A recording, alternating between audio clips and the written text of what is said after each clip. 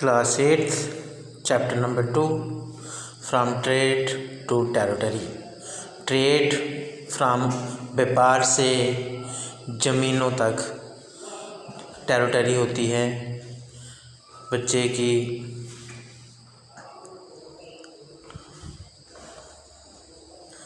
Territory बच्चे जगह हथियाना होता है। व्यापार से किस तरह से जो स्टेट्स थी, जो जगहें थी, वो कैसे व्यापार एक टेरिटरी में कैसे चला गया। The company establishes power. आपको पता है हम अभी कंपनी जो ईस्ट इंडिया कंपनी जो थी किस तरह से भारत आई, वो हमने पीछे चैप्टर्स में पढ़ा। और अब हमने ये पढ़ना है इस चैप्टर में कि कंपनी ने किस तरह से अपनी पावर को इस्टेब्लिश किया, अपनी पावर को किस तरह से भारत में जो है वो स्थापित कर लिया। आपको पता है कंपनी से पहले जो थे वो मुग़ल थे, और मुग़ल जो थे उनके जो औरंगज़ेब जो थे वो एक मुग़ल रूलर्स थे, और Aurangzeb was the last of the powerful Mughal rulers. और औरंगज़ेब पावर ये नहीं है कि लास्ट मुग़ल जो थे वो औरंगज़ेब थे, लास्ट मुग़ल नहीं थे। लास्ट मुग़ल कहा गया है कि पावरफुल मुग़ल रूलर में से, जो कि इसके बाद में बहुत सारे रूलर्स हुए लेकिन इतने पावरफुल नहीं हुए जितने कि औरंगज़ेब तक थे। He established control over a very large part of the territory that is now known as India। तो जो औरंगज़ेब थे उन्होंने बहुत बड़ा कंट्रोल करके रख दिया था काफ़ी जगह पे। टेरिटरी मतलब जगह। आज उस जगह को जाना जाता है इंडिया के नाम से। आफ्टर हिज डेथ, जैसे ही उनकी मृत्यु हुई, उनकी मृत्यु के बाद में इन 1707 बच्चे 1707 जो थी वो इस डेट को आपने इस ईयर को आपने याद रखना है जब औरंगज़ेब की डेथ हुई थी 1707। Many Mughal governors, Mughal rulers के नीचे जो होते थे वो मुग़ल रूलर्स होते थे, मुग़ल गवर्नर उनको कहा जाता था, सूबेदार भी कहा जाता था। जो बहुत सारे मुग़ल गवर्नर और सूबेदार थे एंड बिग ज़मींदार्स, और इनके नीचे सूबेदारों के नीचे ज़मींदार होते थे। Began asserting their authority and establishing regional kingdom. इन्होंने औरंगज़ेब के मरने के बाद में जिस जगह के जो सूबेदार बनाए गए थे, जिस जगह के जो ज़िम्मेदार बनाए गए थे, उन्होंने अपना ही जो है एक पर्सनल किंगडम इस्टेब्लिश जो है वो करना शुरू कर दिया। As powerful regional kingdoms emerge in various parts of India. तो बहुत सारे जो रीजनल किंगडम थे वो जो भारत के बहुत सारे हिस्सों पे इन्होंने अपने अपने साम्राज्य बना लिया, अपनी कह सकते हो अपनी रियासत बना ली। तो Delhi could no longer functions as an effective centre. और औरंगज़ेब तक तो दिल्ली जो था, तो दिल्ली से सारा का सारी जगह पर जो था वो हुकूमत सही चल रही थी। उनका जो सेंटर था, सभी जितने भी रूलर्स थे वो दिल्ली था। तो औरंगज़ेब तक तो बिल्कुल अच्छा फंक्शन कर रहा था हर जगह पे, लेकिन उसके बाद में दिल्ली से जो भी कमांड्स आती थी और उन कमांड्स को उन रूल्स को जो थे नीचे जो सूबेदार थे, गवर्नर थे, जो ज़मींदार जो थे, ये उनकी बात को इन्होंने कोई फॉलो नहीं करते थे। इसीलिए कहा गया है कि functions as an effective centres no longer function. ज़्यादा देर तक उनकी दिल्ली से हुकूमत सही नहीं चल रही थी मुग़लों की। By the second half of the 18th century, second half of the 18th century के बाद में however a new power was emerging on the political horizon the British. अब हुआ क्या, जैसे ही मुग़लों के जो लास्ट पावरफुल जो मुग़ल जो रूलर्स थे उनकी डेथ के बाद में second half of the 18th century में जो न्यू पावर्स इंडिया में जो इमर्ज हो रही थी, जो बढ़ रही थी, वो थी ब्रिटिश। डिड यू नाउ, आप क्या जानते हैं, that the British originally came as a small trading company. जब ब्रिटिश इधर आए थे भारत में, भारत की टेरिटरी में, तो वो एक बड़ी छोटी सी एक कंपनी लेके आए थे, ट्रेडिंग कंपनी, जिनका काम सिर्फ क्या था, इधर से सामान ले जाते थे और वही सामान जो था अपने देश में जाके वही सामान जो थे महंगा करके बेचते थे। कुछ सामान उधर से लाते थे। पहले तो इधर सामान जो था ये जो स्पाइसेस वगैरह का व्यापार करते थे, आहिस्ता आहिस्ता फिर कॉटन का व्यापार करने लगे। तो इधर से ये ले जाते थे अपने देश में महंगा करके बेचते थे, ये इनका ट्रेड था। तो ये तो हमें पता है कि जो स्मॉल ट्रेडिंग कंपनी बन के ब्रिटिश आया था and were reluctant to acquire territories, और फिर उन्होंने रेलुकेंटली मीन ज़बरदस्ती फिर उन्होंने जो थी जगहें थी उनके ऊपर उनको अपने कब्जे में ले लिया, एक्वायर्स। हाउ, कैसे, then did they come to be master, जी कैसे मास्टर बन गए इधर आके, ऑफ द वास्ट एम्पायर, इतनी बड़ी जगह, इतना बड़ा साम्राज्य इन्होंने कैसे बना लिया, किस तरह से इन्होंने उसके जो मास्टर बन गए। तो in this chapter you will see how this come about. अब हम इसमें ये पढ़ेंगे कि किस तरह से ब्रिटिश आए और कैसे इन्होंने भारत में अपनी पावर को इस्टेब्लिश किया, किस तरह से भारत पे इन्होंने कंट्रोल किया। बच्चे इस जो पिक्चर दिखाई गई है, फिग 1 बहादुर शाह जफर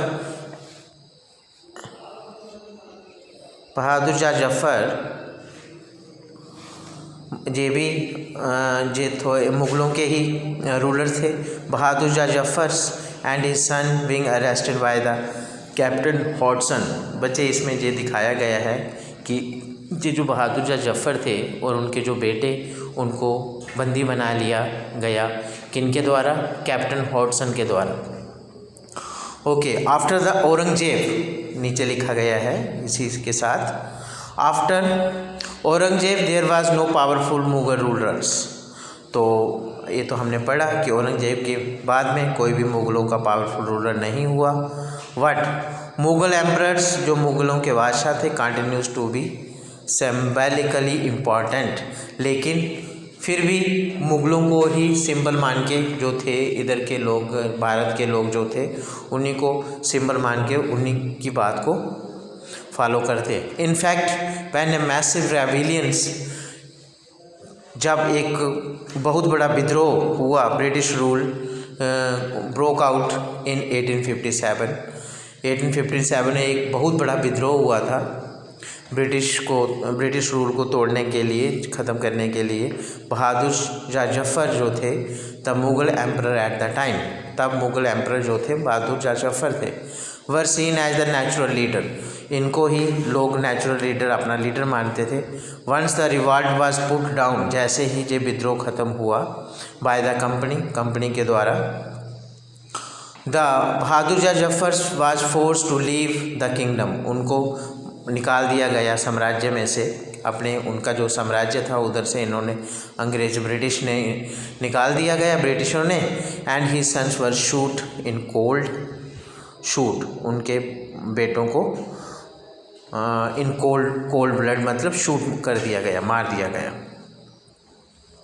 बच्चे ये जो मैप आपके सामने है, इस मैप में अफ्रीका, इंडिया कैपिटल लेटर में लिखा गया है। जे ब्रिटिश आइलैंड, देखो ब्रिटिश कहाँ हैं, कितने दूर हैं इंडिया से, भारत से ब्रिटिश कितनी दूर थे। तो अब ब्रिटिश आइलैंड से जब ये इन्होंने मार्ग ढूंढा, रास्ता ढूंढ लिया कि समुंदर के द्वारा किस तरह से अफ्रीका के कैप्स ऑफ गुड होप तक कैसे पहुंचना है, फिर उधर से बम्बई में कैसे पहुंचना है, फिर मद्रास कलकत्ता कैसे पहुंचना है, और फिर देखो एक और समुद्री रास्ते से कैंटोन तक कैसे पहुंचना है। ये था सी रूट, समुद्री रास्ते द्वारा ये लोग उस समय जो था ये आया करते थे। उस समय आपको पता है ये जो जहाज़ तो थे नहीं, तो सिर्फ एक ही माध्यम था जो कि एक जगह से दूसरी जगह जाने का वो था समुद्री रास्ता। तो ये है routes to Indians in the 18th century. 18th century में जो रूट्स, जो रास्ते थे भारत आने के लिए। तो बच्चे बहुत अच्छी पिक्चर्स है कि देखो किस तरह से समुंदर के द्वारा जो है ये जो ब्रिटिश लोग भारत पहुँचे। ओके, अब जो कंपनी आई हमारे इंडिया में, उस कंपनी का नाम था east India company comes east. तो एक तो सबसे पहले ये बात है कि इसको ईस्ट इंडिया कंपनी क्यों कहा गया, क्योंकि ये जो यूरोप यदि इंडिया से देखा जाए तो वो ईस्ट पे पड़ता है। यूरोप कॉन्टिनेंट जहाँ से ब्रिटिश आए थे, वो इंडिया की लोकेशन से देखा जाए तो वो ईस्ट से, देखो ये जो थे, ये ब्रिटिश देश था उसके ईस्ट से एक कंपनी आई हुई थी और भारत के ईस्ट में आके एंटर हुआ। तो इसीलिए ये जो टॉपिक है इसके ऊपर लिखा है east India company comes east. तो इन 1600, बच्चे डेट्स याद रखनी है, इन 1600 the east India company acquired A charter from the ruler of England queen Elizabeth first. 1600 में ईस्ट इंडिया कंपनी ने एक मान्यता हासिल कर दी।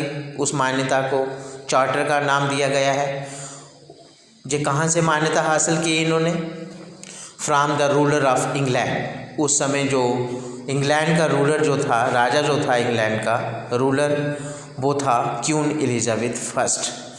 उन्होंने एक मान्यता अपने ही देश के रूलर से मान्यता बना ली, चार्टर बना लिया कि ग्रांटिंग इट, इसमें ये मान्यता मिली, ये ग्रांट हुआ, इस चार्टर पे ये लिखा गया the sole right to trade with the east.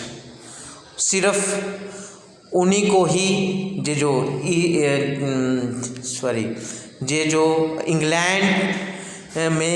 England जो कंट्री है, इस कंट्री में सिर्फ इसी कंपनी को ही मान्यता दी जाएगी, इसी कंपनी को ही इजाज़त दी जाएगी कि वो ट्रेड कर सकते हैं ईस्ट से। ठीक है, ट्रेड विद द ईस्ट, और किसी भी इंग्लैंड की और किसी भी कंपनी को इस चीज़ की मान्यता नहीं देनी चाहिए। सिर्फ और सिर्फ उन्होंने यही चार्टर पे लिखाया कि हमारी ही जो ईस्ट इंडिया कंपनी है इसी को ग्रांट किया जाए। क्या करने के लिए? To trade with the east के साथ ट्रेड करने के लिए। दिस मीन, इसका मतलब क्या हुआ? That no other trading groups, और कोई भी कंपनी हो या ग्रुप हो ट्रेडिंग इन इंग्लैंड में कोई भी ट्रेडिंग ग्रुप्स हो या कंपनी हो, could compete with the east India company. उसका कोई भी कॉम्पिटिटर का हो, कोई भी उसका कॉम्पिटिटर जो है वो ईस्ट इंडिया कंपनी का कोई भी कॉम्पिटिटर, मतलब कोई दूसरी कंपनी को इजाज़त नहीं दी जाएगी ईस्ट में ट्रेड करने के लिए।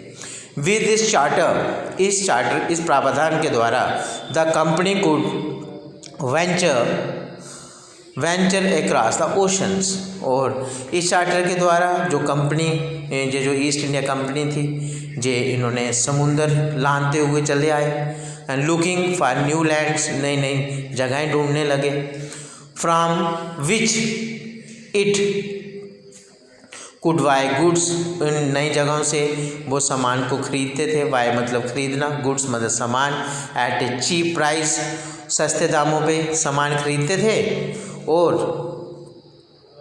एंड कैरी दैम, और उनको ले जाते थे back to Europe. Europe continent है जहाँ पे इंग्लैंड जो था वो देश था, उसमें जो इंग्लैंड को ही बच्चे ब्रिटिश कहते हैं, इंग्लैंड के लोगों को ही ब्रिटिश कहते हैं। तो फिर वो अपने ही यूरोप कॉन्टिनेंट में जाके उनको महंगे दाम पे बेचा करते थे। The company did not have to fair competitions. अब आपको पता है चार्टर उन्होंने बना लिया था, उस चार्टर के द्वारा कोई भी उनके कंपेयर में कोई दूसरी कंपनी का डर भी नहीं था उनको पता था कि कोई और कंपनी हमारे साथ हमारा मुकाबला करेगी नहीं। From the other English trading companies, जो भी इंग्लिश ट्रेडिंग कंपनी थी इनका कोई भी कॉम्पिटिटर नहीं था उस समय। Mercantile trading companies in those days made profit. ये जो मर्चेंटाइज का मीनिंग भी लिखा हुआ है, a business enterprise that makes profit primarily through trade, buying goods cheap and selling them at high. Mercantile का मीनिंग हो गया कि ऐसा व्यापार जो कि सिर्फ दैट मेक्स प्रॉफिट प्राइमरली, सिर्फ अपने ही फ़ायदे को देखता हो, थ्रू द ट्रेड के द्वारा, और बाइंग गुड्स, और सामान खरीदते हैं सस्ते रेट पे और उनको महंगे प्राइस पे बेचना। ये था मर्चेंटाइल का मीनिंग।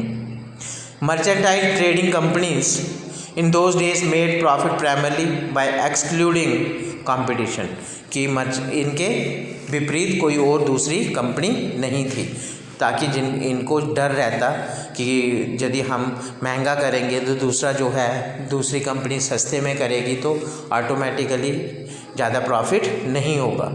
तो इस वर्ड को मर्चेंटाइल वर्ड कहा गया है कि दूसरा कॉम्पिटिटर कोई नहीं था।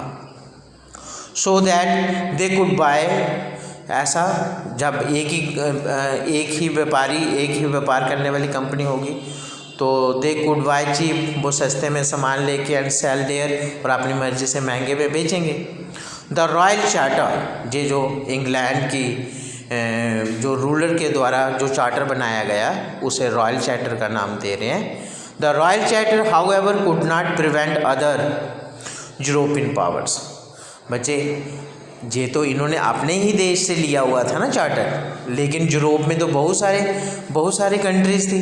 अब बाकी वाले देश को थोड़ी रोक सकते थे कि ये ट्रेड करने के लिए। तो हुआ क्या, ये जो रॉयल चार्टर था ये इन्होंने जो बनाया हुआ था ये तो नहीं रोक सकता था, कुड नॉट प्रिवेंट मतलब नहीं रोक सकता था अदर यूरोपियन पावर्स, बाकी यूरोपियन पावर्स को व्यापार करने के लिए, from entering the eastern markets. Eastern market मतलब ये इंडिया भी आ जाता है इसमें, और जो भी इनके सी रूट्स में आ रहे थे इधर ईस्ट की तरफ, जब अपने देश से निकलते थे तो ईस्ट की तरफ आते थे, इसीलिए इनको ईस्टर्न मार्केट कहा गया है। उनको तो ये रोक नहीं सकता था charter. By the time the first English ship, और आप हमें ये भी पता है कि जो पहला English ship sail down west coast of Africa के वेस्ट कोस्ट में जो इंग्लिश शिप आए थे, अराउंड द कहाँ पे, कैप ऑफ गुड होप। अभी आपने अफ्रीका के कॉन्टिनेंट में उस जगह को देखा है। एंड अक्रॉस, और उसने क्रॉस करते गए इंडियन ओशन। आपको पता है अफ्रीका कॉन्टिनेंट के साथ में जो समुद्र चल रहा है इसका नाम इंडियन ओशन है। इंडियन ओशन को जो क्रॉस करता हुआ जा रहा, चलता गया। द पुर्तगाइज, आप जो नीदरलैंड के जो लोग थे, पुर्तगाइज इनको हम कहते हैं, पुर्तगाइज जो थे, पोर्टुगीज भी बोलते हैं हिंदी में, से पुर्तगाज भी बोलते, Portuguese. They had already establish their presence in the western coast of India.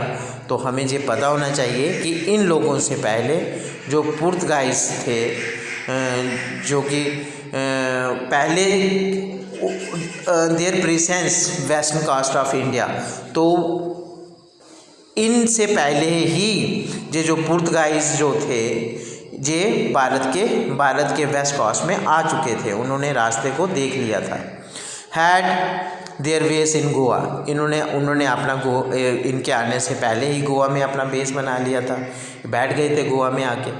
In fact it Vasco da gamma, बच्चे इसे इस नाम को याद रखना है।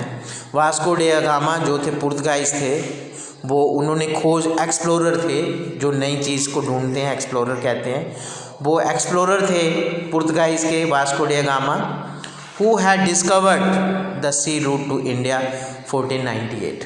ये डेट भी याद रखनी है कि 1498 में जो पुर्तगाइज जिनका नाम वास्को डे गामा था, उन्होंने एक्सप्लोरर मतलब डिस्कवर कर लिया था सी रूट इंडिया में आने का, और ये यूरोपियन कॉन्टिनेंट से आए थे।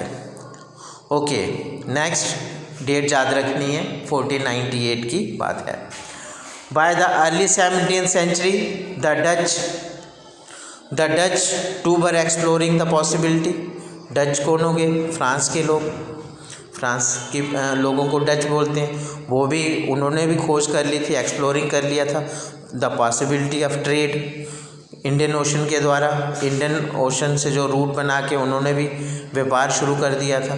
सून साथ में द फ्रेंच ट्रेडर जो थे arrived on the scenes, French वाले भी आ गए, डच वाले भी आ गए, पुर्तगाइज भी आ गए, और साथ में इंग्लैंड, जो इंग्लैंड से आए हुए लोग थे वो भी पहुंचना शुरू।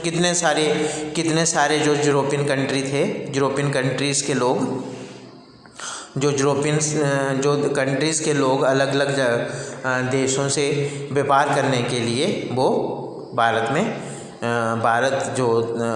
भारत की तरफ जो थे उन्होंने अपना रुख कर चुके थे।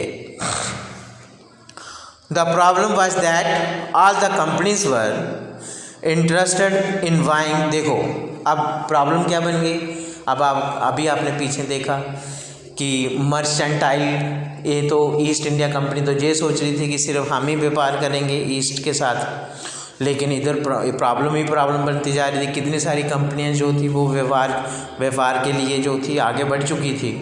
The problems was that all the companies were interested in buying the same goods. सबसे बड़ी प्रॉब्लम सभी कंपनीज की क्या बन गई कि एक ही तरह का वो जो सामान था वो एक ही तरह के सामान को खरीदना चाहते थे। द फाइन क्वालिटीज़, कौन सा सामान खरीदना चाहते थे, क्या किस चीज़ का व्यापार करना चाहते थे? Cotton, silk produce in India. Bharat में जो कॉटन और सिल्क बनता था उसका व्यापार करना। Had a big market in Europe में उसकी बड़ी मांग थी कि इंडिया की कॉटन और सिल्क की। और साथ में ये पेपर्स, आपको पता है क्या होते हैं पेपर्स, जो सारे के सारे क्या हैं, स्पाइसेस के नाम है। पेपर्स, क्लव्स, कार्डमम और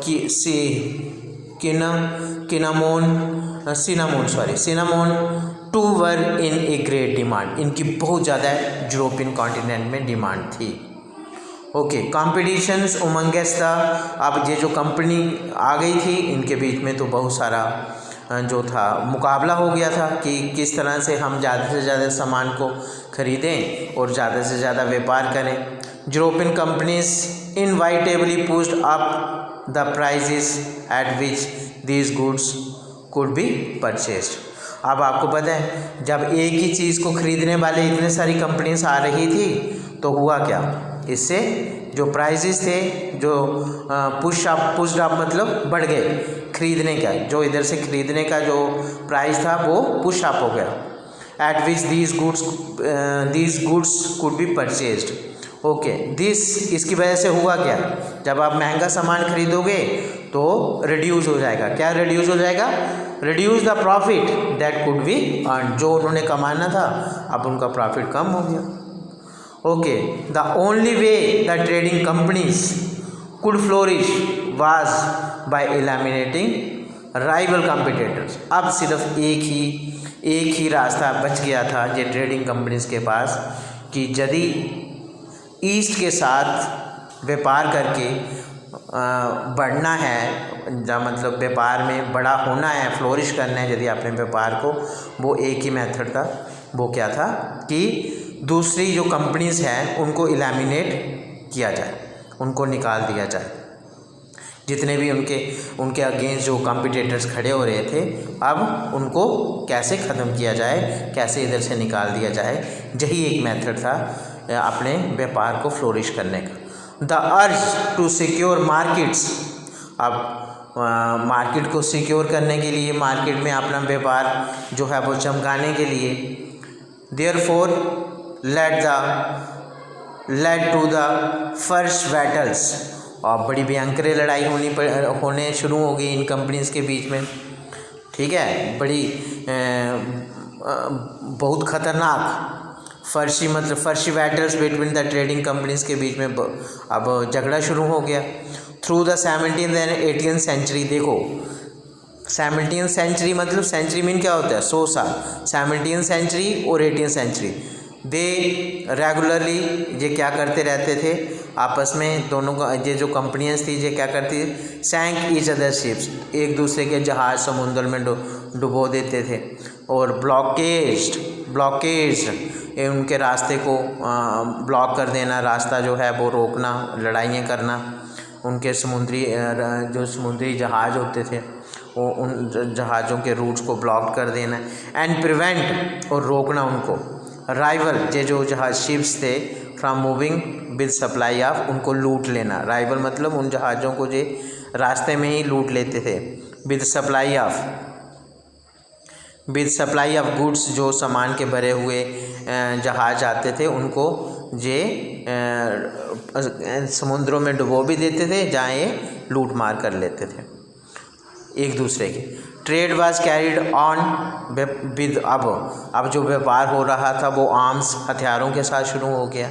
एंड ट्रेडिंग पोस्ट, अपनी पोस्टें बनाना, अपनी जगह जो थी उसके ऊपर कंट्रोल करना शुरू कर दिया इन्होंने। वर प्रोटेक्टेड थ्रू फोर्टिफिकेशंस, बच्चे फोर्ट मतलब होते हैं अपनी किलाबंदी करना, और इन्होंने जिस जगह पे एक कैंप बनाने लगे थे उस जगह को ये किलाबंदी शुरू कर दिया इन्होंने बनाना। ये इंडिया की बात हो रही है, इनके लिए ईस्ट था, हमारे इंडिया की बात हो रही है। दिस एफर्ट्स टू फोर्टिफाई, अब हो क्या रहा था, अब फोर्टिफाई करना, किलाबंदी करने, सेटलमेंट्स, अब अपने किले जो थे उसे सेटल करने लगे। वर ऑन प्रॉफिटेबल ट्रेड, अपने व्यापार को अच्छा कमाई करने के लिए अब ये किलाबंदी शुरू कर दी। And also led to intense conflict, हुआ क्या, बदले में जो हमारे इधर के मुग़ल जो रूलर्स थे, जिनको लोकल रूलर्स कहा गया है, लोकल रूलर्स के साथ इनका टकराव बढ़ता गया, इंटेंस बढ़ता गया, कन्फ्लिक्ट, झगड़े की फसाद जो थी वो जब ये इधर हमारी टेरिटरी में अपने व्यापार के लिए किलाबंदी करने लगे, तो जो हमारे लोकल रूलर्स थे उनके साथ इनका झगड़ा जो था वो झगड़े की फसाद बनता गया। The company therefore found it difficult to separate trade from politics. Okay, जो कंपनी थी, ये ईस्ट इंडिया कंपनी की बात कर रहे हैं, उन्होंने ये देखा कि बहुत मुश्किल हो रहा है उनके लिए अलग करना व्यापार फ्रॉम पॉलिटिक्स। अब हमारे जो जहाँ के जो समस्याएं थी लोगों की, उस पॉलिटिक्स को अलग करना और सिर्फ व्यापार की तरफ ही अपना रुझान रखना उनके लिए मुश्किल हो रहा था। Let us see how this happen, अब हम इसे देखते हैं कि ये किस तरह से उनके लिए सिरदर्दी बन रही थी कि जब वो व्यापार करने में पॉलिटिक्स किस तरह से उनके लिए सिरदर्दी बनती जा रही थी। तो east India company begins trade in Bengal. सबसे पहले बच्चे हमें ये याद रखना है कि जो ईस्ट इंडिया कंपनी ट्रेडिंग जो कंपनी थी, उन्होंने पहले बंगाल के साथ ट्रेड करना शुरू किया था। ये आपने बिल्कुल याद रखना है। पीछे आपने पढ़ा, जो अभी आपने पीछे पढ़ा कि गोवा में कौन सी कंपनी ने अपना जो था वो एस्टैब्लिश कर लिया था, अपना किसने बेस बना लिया था, पुर्तगाइज लोगों ने, है ना। और ये जो डच साथ में फ्रेंच ट्रेडर जो थे वो भी आए थे। तो इनकी लोकेशन भी याद रखनी है कि इन्होंने कहाँ पे अपना बेस बना लिया था। तो ये सबसे पहले ईस्ट इंडिया कंपनी जो थी उन्होंने बंगाल से ही ट्रेड करना शुरू किया। Okay, the first East India Company was set up on the bank of river Hooghly in 1651। सबसे पहले जो थी ईस्ट इंडिया कंपनी, उन्होंने अपना सेटअप किया, अपने आप को इस्टेब्लिश किया किनारे, बैंक्स ऑफ, जो किनारे थे नदी के, कौन सी नदी, हुगली नदी। और कब की बात है जी, 1651 में। There was the base from which the company's trader known at that time as factors. देखो, दिस वाज द बेस, इस जगह को, ये जो बैंक्स ऑफ द हुगली को उन्होंने बेस माना। This was the base from which the company traders, जहाँ से जो व्यापारी थे, उस समय उनको फैक्टर्स कहा गया है, known at that times as factors कहा गया है।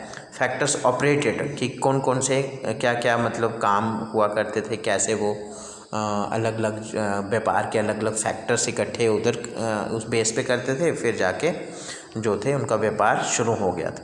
द फैक्ट्री, ये जो फैक्ट्री हैड, उस जगह को जहाँ पे फैक्टर्स इकट्ठे हुआ करते थे, तभी उस जगह को फैक्ट्री का नाम दे दिया गया है। हैड वेयर हाउस, उसकी कौन कौन से, एक तो वेयर हाउस, एक ऐसी जगह जहाँ पे गुड्स जो थी वो फॉर एक्सपोर्ट वर स्टोर्ड, कि जिनको ले जाना होता है उन्होंने अपने देश में, उनको स्टोर करके रखते। वेयर हाउस, वो भी एक फैक्टर था कि वेयर हाउस बनाया।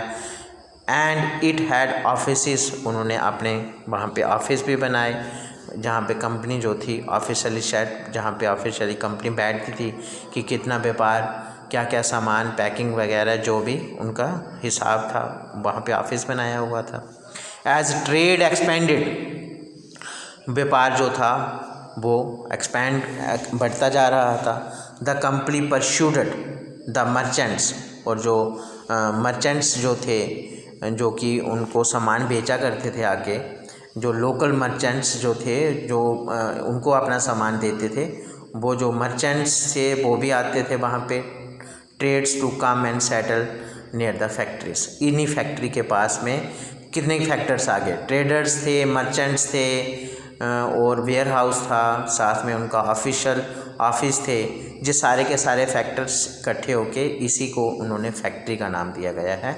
Traders come to and settle near the, वो भी फैक्ट्री के पास सेटल थे।